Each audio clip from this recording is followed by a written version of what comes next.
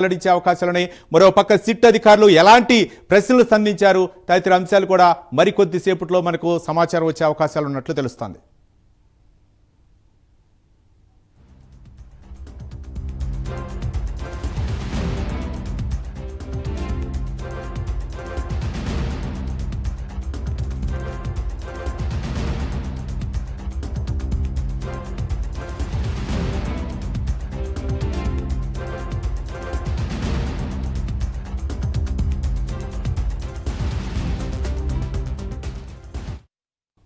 Right, BRS working president మాజీ మంత్రి KTR SIT విచారణ ముగిసినట్లు తెలుస్తుంది. మరికొద్ది సేపట్లో కేటీఆర్ బయటకు వచ్చే అవకాశాలు. దాదాపు 7 నుంచి 8 గంటల పాటు సిట్ అధికారులు అయితే మాత్రం కేటీఆర్ని విచారించారు. ముఖ్యంగా అంటే మొన్న హరీష్ రావు, నేడు కేటీఆర్, అలాగే సిట్ బృందం ముందు ఎలాంటి సమాధానం చెప్పారు. ముఖ్యంగా ఎస్ఐబి చీఫ్ ప్రభాకర్ రావు కూడా అంటే ప్రభాకర్ రావుని కేటీఆర్ని ఇద్దరిని కలిపి విచారించినట్లు తెలుస్తుంది.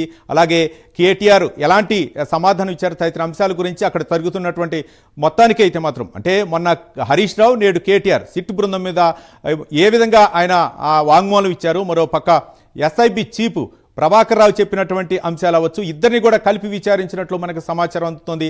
మొత్తానికి ఒక విధంగా చెప్పాలంటే ఫోన్ ట్యాపింగ్ అంశాలు అయితే మాత్రం కీలక పరిణామాలు చోటు చేసుకున్నట్లు తెలుస్తుంది.